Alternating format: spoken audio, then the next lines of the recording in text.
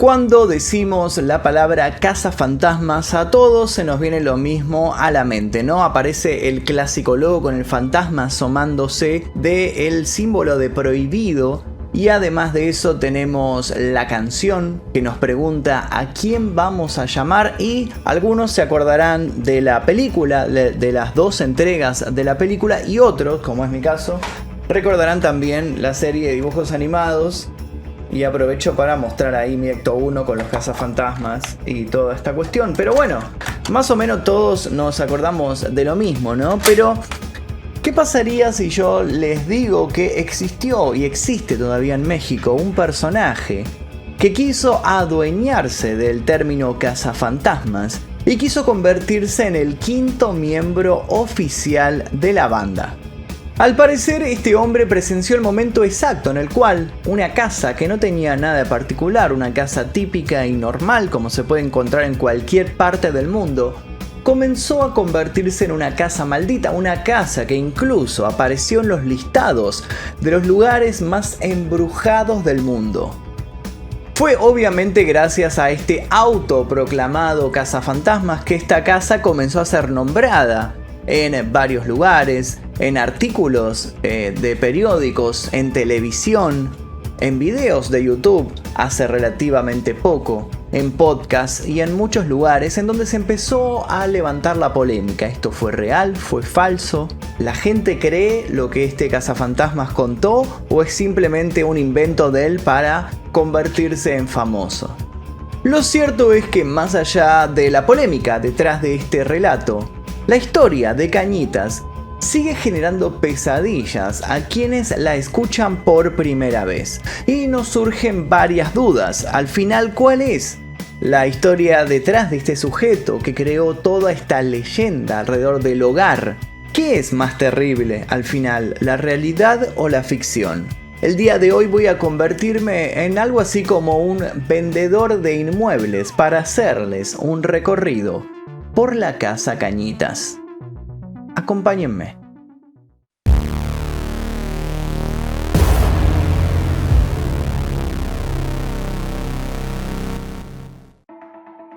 La casa Cañitas está ubicada en el número 51 de la calle Cañitas de la colonia Popotla, en la alcaldía Miguel Hidalgo.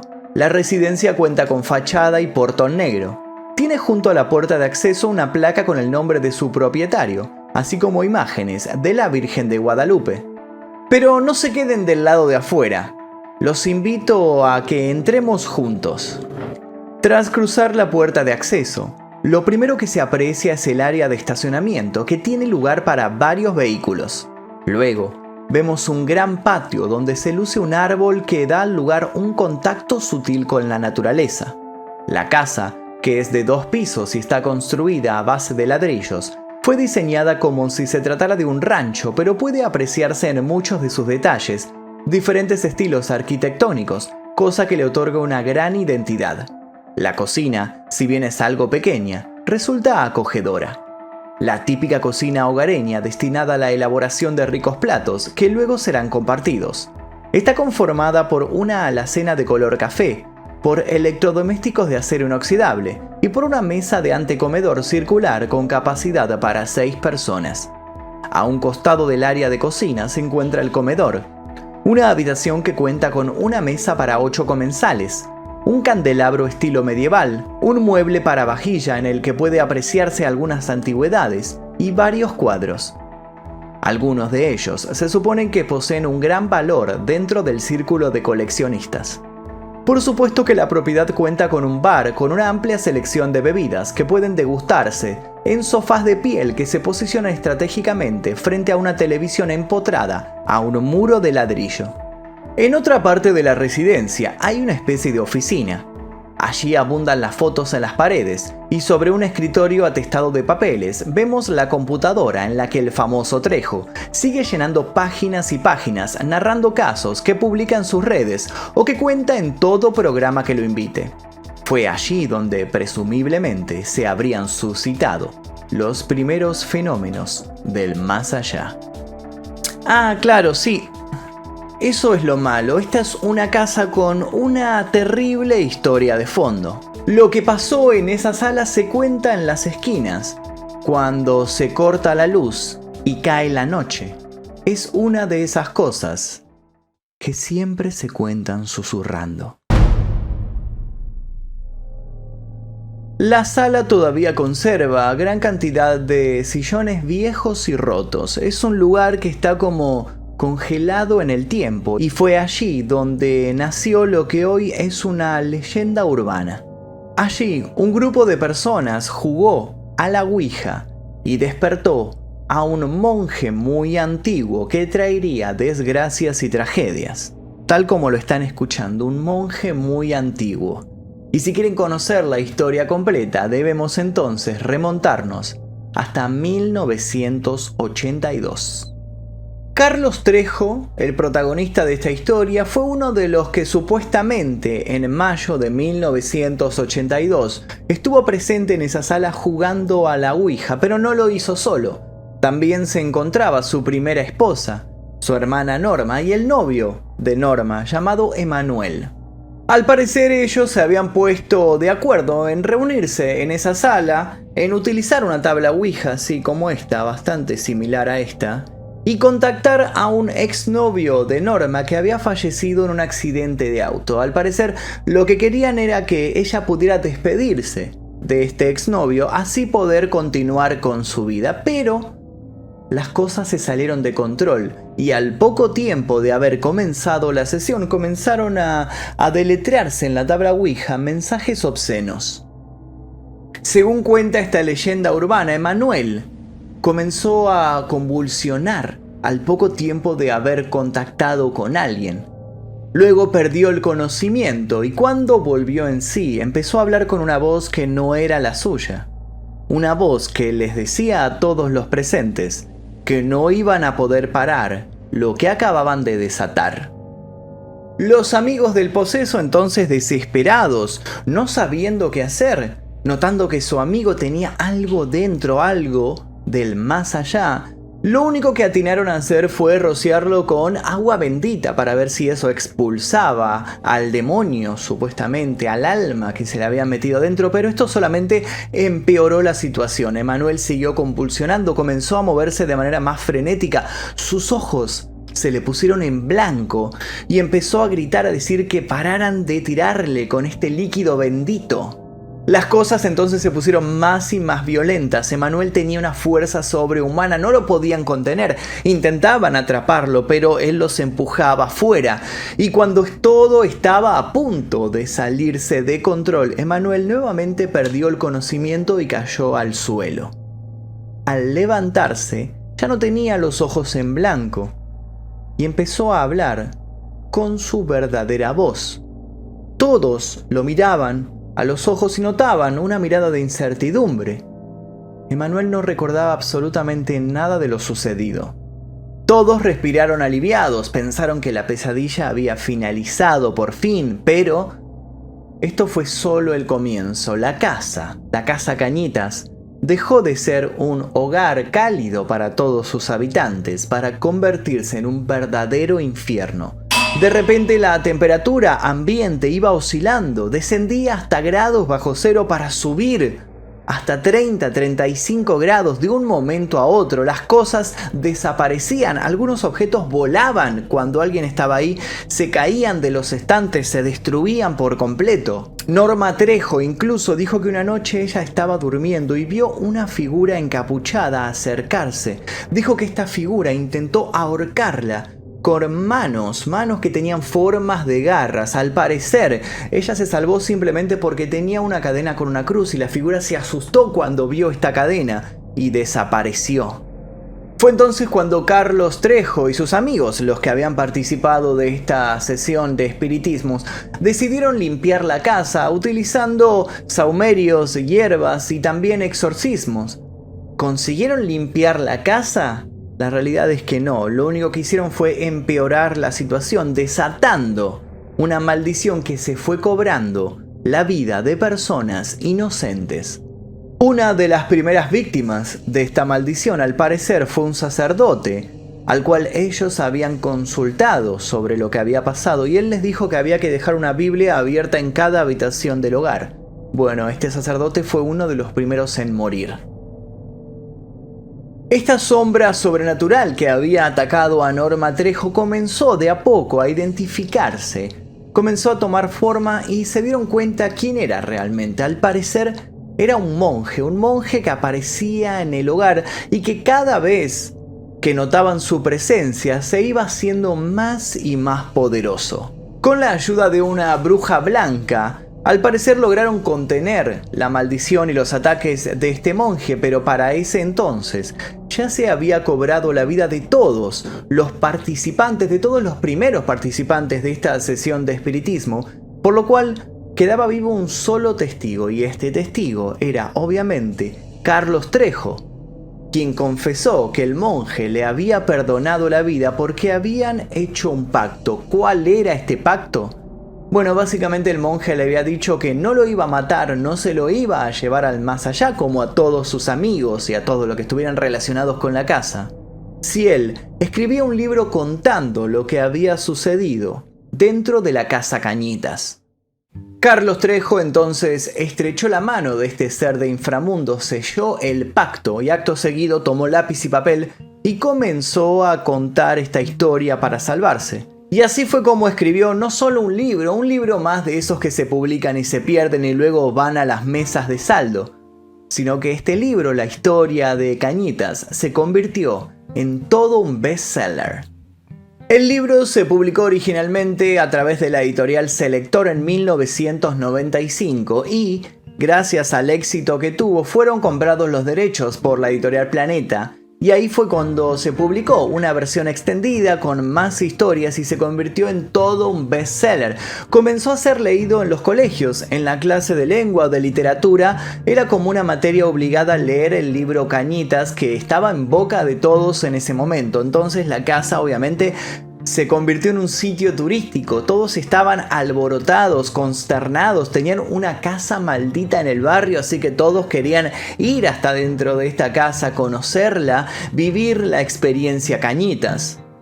Fue entonces cuando Carlos Trejo contó que él se había dirigido en persona hasta los archivos generales de la Nación y que había conseguido los planos originales del barrio, más precisamente los planos originales sobre lo que había antes de que se construyera esta casa, la casa Cañitas, y que tenía un secreto muy importante que revelar ante todos porque había hecho un descubrimiento terrible.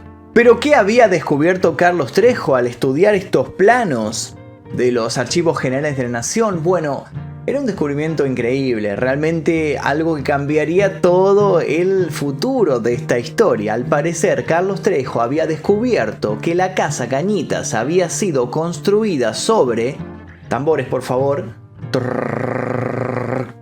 un cementerio de monjes. Al parecer, la casa era como una especie de casa de Amityville y debajo de sus cimientos había un montón de monjes enterrados. Y él dijo que había hecho el estudio del carbono 14 sobre varios objetos que habían encontrado enterrados ahí en la casa y que habían dado como resultado que tenían 450 años de antigüedad. Obviamente que esto revolucionó todo aún mucho más. La gente rodeaba la casa expectante, esperando ver a la medianoche o a las 3 a.m. algún espíritu de los monjes dando vuelta por ahí. Incluso algunos golpeaban la puerta, las ventanas, querían entrar. Hubo casos de gente que se metió a través de alguna abertura para adentrarse en el hogar, para ver si podían captar sus propias pruebas de los monjes. Bueno, la cuestión es que el libro obviamente siguió siendo vendido, se vendían más y más copias, se reeditaba una y otra vez. En el año 2007 se filmó una película basada en toda esta historia del libro y a la película no le fue nada mal en taquilla. De hecho, en el año 2008 fue nominada a los premios Ariel a mejores efectos especiales. Pero obviamente no solo la casa se convertía en toda una celebridad, sino que junto a ella Carlos Trejo comenzaba a aparecer cada vez más en los periódicos, en las revistas, en los programas de radio y obviamente también en los programas de televisión, donde comenzó a contar historias bastante extrañas, historias como que había podido cruzar sin ningún problema el Triángulo de las Bermudas. Y también dijo que tenía tantos conocimientos sobre lo paranormal que los guionistas de la serie Expedientes Expedientes X los llamaban para consultarles sobre los futuros guiones de la serie. Y así fue como Carlos Trejo se convirtió en una especie de agente Fox Mulder mexicano, con camisas a cuadros, con jeans gastados, con un sombrero de vaquero y con lentes de sol. Comentaba entre todas sus anécdotas que la mismísima Yoko Ono lo había consultado para realizar una sesión de espiritismo con el espíritu de John Lennon para poder ella despedirse, y se adjudicaba la resolución de 17.000 casos paranormales. Lo cierto es que su página web, cazafantasmas.com, fue una de las páginas más visitadas en México. Carlos Trejo nunca dejó de estar presente, siempre trayendo alguna nota de impacto. Y lo cierto es que al día de hoy sigue estando presente, pero por otra cosa. Si uno se molesta en googlear el nombre de Carlos Trejo actualmente, no va a encontrar notas sobre historias de terror y demás cuestiones, sino que va a encontrar notas sobre su pelea con el actor de televisión y también presentador Alfredo Adame. Lo cierto es que ambos personajes han estado entrelazados en una disputa desde hace 17 años. Y esta disputa escaló tanto que en 2019 prometieron dar una pelea en un ring para poder así resolver de una vez por todas esta pelea. ¡Ay, Dios! El público obviamente estaba eufórico por presenciar esta lucha y los ánimos incluso redoblaron su intensidad cuando en una conferencia de prensa previa a este espectáculo Trejo le lanzó una botella de agua a Adame y todo esto salió en las tapas de los diarios y demás cuestiones. Pero lo cierto es que a pesar de que esto fue algo súper viral y se vendieron 4.000 entradas para presenciar esta pelea, a los pocos días de estar acercándose a la fecha pactada, todo se canceló, todo se tiró para atrás. ¿Por qué se canceló? No quedó nunca muy claro, pero lo que se supone es que los abogados de Adame notaron que las medidas de seguridad que ellos habían solicitado para que su representado peleara sobre el ring no se estaban cumpliendo, así que decidieron cancelar todo.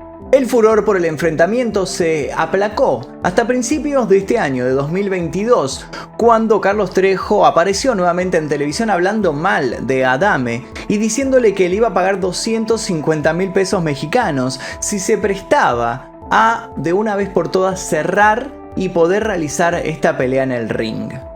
Con el ánimo renovado, Alfredo Adame apareció en un programa de televisión dando el sí, comprometiéndose a pelear contra Carlos Trejo, y hoy en día se están levantando apuestas a favor de uno o de otro. Pero la pregunta que queda flotando en el ambiente es ¿por qué se están peleando? ¿Tiene algo que ver con lo paranormal esta pelea? La respuesta es sí. Pero ¿qué fue lo que sucedió entre ambos? Al comienzo de la historia, Alfredo Adame y Carlos Trejo eran grandes amigos. De hecho, Adame asegura que él creó la fama de Trejo, invitándolo más de 8 veces a su programa a hablar y a presentar el libro Cañitas y a contar esta historia que cada vez que se presentaba en televisión subía el rating, por lo cual era como una relación bastante recíproca. Pero todo esto empezó a quebrarse, a quebrantarse esta amistad cuando en 2005 Carlos Trejo quedó afuera del programa de Adame, teniendo incluso una mesa redonda en donde hablaba generalmente de fantasmas, de duendes, de apariciones, pero cuando hubo una renovación del programa lo echaron. Y según Adame, allí fue cuando Trejo se enojó por dejarlo afuera, obviamente, del nuevo programa, y ahí fue cuando empezó a retarlo a esta pelea. Pero Carlos Trejo tiene otra versión del asunto. Según él, todo empezó por un exorcismo, pero no cualquier exorcismo, sino que estoy hablando del primer exorcismo realizado en vivo en televisión. Todo comenzó cuando en 2005 Carlos Trejo estaba dispuesto a demostrarle a Adame que se había equivocado al dejarlo fuera de su programa. Así que fue hasta otra cadena, hasta Televisa, y prometió que iba a hacer algo único en la historia de la televisión mundial. Iba a televisar el primer exorcismo en vivo y que él mismo se iba a encargar de sacar los demonios que se encontraban dentro de una chica. Esta chica se llamaba Michelle Vázquez.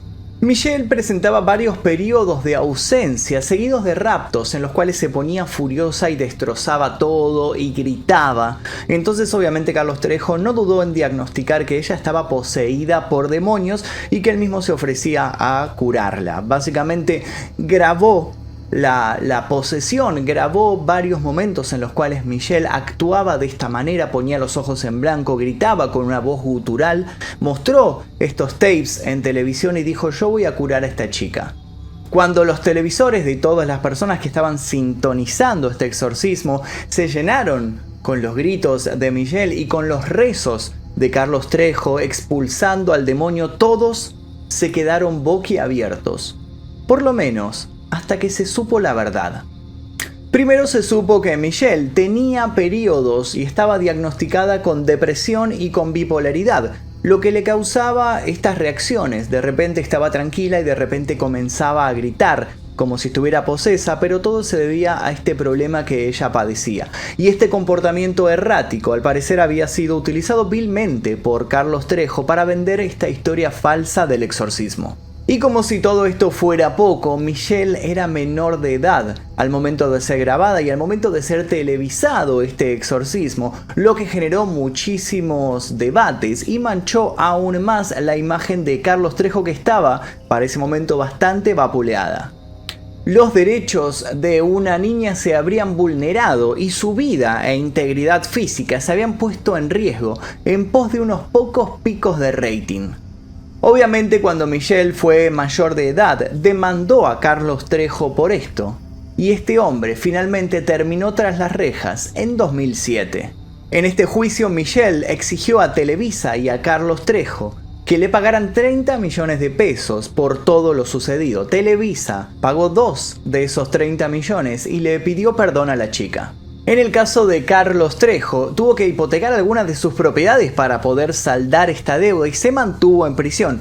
Cuando salió y cumplió su condena, nunca se pronunció al respecto.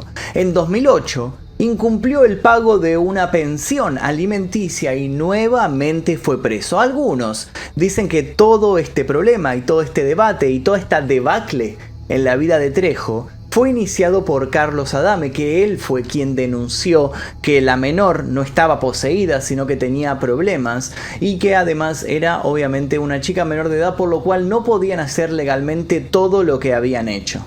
A partir de ese momento, la imagen de Carlos Trejo quedó por el suelo y se convirtió en un completo fraude para todo el público. El personaje que Carlos Trejo había construido comenzó a derrumbarse de manera estrepitosa. Varios releyeron el libro Cañitas y encontraron un montón de faltas de ortografía, de errores de sintaxis, de contradicciones. Y se preguntaron por qué el libro se había vendido tanto, si tenía tantos errores. La cuestión es que quedó comprobado que todo este furor y el libro en sí había sido tan exitoso no por lo que narraba, no por la experiencia vivida, sino por un manejo increíble del marketing y de una venta maravillosa de la historia. Con el escepticismo creciendo, muchos comenzaron a poner en duda todo lo narrado en el libro y empezaron a investigar y descubrieron que varias de las personas que estaban señaladas como muertas en el libro todavía estaban con vida, que varios de los sucesos, si no fuera por todos los sucesos narrados ahí, eran ficticios y habían sido inventados. Los vecinos de la casa Cañitas dijeron que nunca habían escuchado nada raro, que nunca habían presenciado ningún evento paranormal. Se comprobó también que la ex esposa de Trejo, Sofía, murió por enfermedades comprobadas y no producto de la maldición de la casa. En 2007, el año en que se estrenó la película de Cañitas, el momento en el cual empezó a ganar dinero Trejo por el estreno de este film, por el furor que estaba causando, se lo acusó de modificar documentos, más precisamente los documentos que decían que la casa había sido construida sobre un cementerio de monjes. Al parecer, obviamente, él había tenido acceso a estos planos y los había modificado para su propio beneficio. Trejo obviamente perdió toda credibilidad, sin embargo, siguió siendo llamado a programas de televisión, a programas de radio, siguió apareciendo en las redes y en los medios como un cazafantasma. Al parecer le siguen dando aire porque sigue habiendo gente que le cree. Y este tipo sigue inventando historias, sigue hablando de que está persiguiendo fantasmas, de que está investigando casos. Lo último que se supo que estaba tras la pista del fantasma de Cantinflas. Hace relativamente poco, este cazador de fantasmas dio a conocer su exploración hacia el emblemático inmueble llamado El Detalle, inmueble que había pertenecido en vida al querido actor Mario Moreno Cantinflas.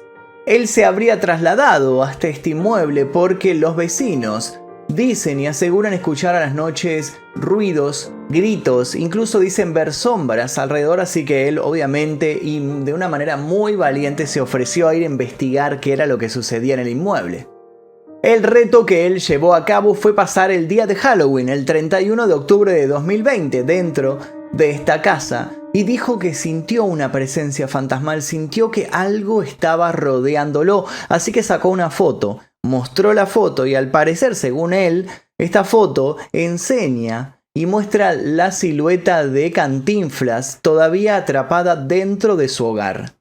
Pero ese no fue el único caso que investigó. También hace relativamente poco se metió en la investigación del caso del fantasma de Valentín Elizalde. Al parecer, este famoso cantante todavía sigue atrapado en este plano, en esta dimensión, en este mundo, porque no se dio cuenta que lo habían asesinado. Pero además de seguir activo como cazafantasma, Trejo tiene una banda de rock llamada Los Cazas, con la cual se presenta en diferentes bares de México tocando todas las noches, especialmente los fines de semana, y sigue entrenando preparándose para la pelea con Adame, y son muchos los que están esperando que este actor y presentador le dé una buena paliza al cazafantasmas. La familia de Michelle, la chica supuestamente poseída, a pesar de ya haber cobrado el dinero del juicio y demás, sigue impulsando una condena pública a este tipo. Quiere impedir que se le siga dando aire en televisión, en radio, en medios de comunicación, y que la gente deje de mirarlo de una vez por todas, porque se comprobó, según la familia de esta chica, que es un farsante y que no hay que darle lugar para que siga inventando historias. A pesar de toda la polémica ocurrida con la Casa Cañitas y con el libro y con la película y demás, Carlos Trejo aseguró hace relativamente poco que está preparando una serie sobre el caso e incluso mostró que estaba haciendo casting para conseguir a los actores de su serie. Y hablando de la Casa Cañitas, hay un pequeño detalle que nos olvidamos de contar, y es que lo más aterrador no es la historia de la Ouija, ni del monje, ni de los espíritus, ni del cementerio que supuestamente se encuentra ahí debajo, sino que si uno se adentra en este hogar puede encontrarse con su único habitante, una presencia totalmente terrorífica que seguramente se encuentre sentada en alguno de los salones, y estoy hablando del mismísimo Carlos Trejo. Al parecer, Trejo habría heredado esta casa luego de la muerte de su esposa y la continúa habitando hasta la actualidad. La única testigo de la verdad es quizás aquella casa, y se nos viene a la mente una pregunta: ¿sucedió en este hogar algo sobrenatural entre estas paredes? ¿O esta casa es simplemente el escenario de una gran e inescrupulosa mentira? Hay quienes se preguntan incluso si no será que al momento de hacer ese pacto el monje se metió dentro de Carlos Trejo, tomó posesión de su cuerpo convirtiéndolo en esta figura oscura e inescrupulosa. Pero la pregunta final sería: ¿lucha Carlos Trejo constantemente contra la oscuridad como él dice? ¿O la representa en todo su esplendor? Los dejo con esa duda y les pido por favor que dejen sus comentarios aquí debajo. Sé que tengo mucha audiencia de México que conocen incluso más a fondo que yo esta historia, porque lo habrán vivido en los medios de comunicación y demás cuestiones. Por estos lados, la historia de Carlos Trejo nunca llegó, fue algo más local, si se quiere. Pero obviamente yo me enteré por las redes y por todos los creadores de contenido que hablaban de esto, y me interesó contarlo para que gente de otros países tal vez se entere de toda esta historia que fue tan viral, ¿no?, en su momento. Quiero que me dejen un comentario aquí debajo contando tal vez algún detalle más que sepan sobre este caso, dejando sugerencia para futuros casos que posiblemente narraremos en este canal, y les quiero agradecer a todos los miembros del clan que aparecen aquí a mi costado, porque gracias a ellos es que podemos realizar este tipo de videos que continuamente son desmonetizados por YouTube. Les dejo un par de videos aquí para que sigan haciendo maratón. Sin nada más que decir, me despido. Mi nombre es Magnum Mephisto, nos veremos en la próxima.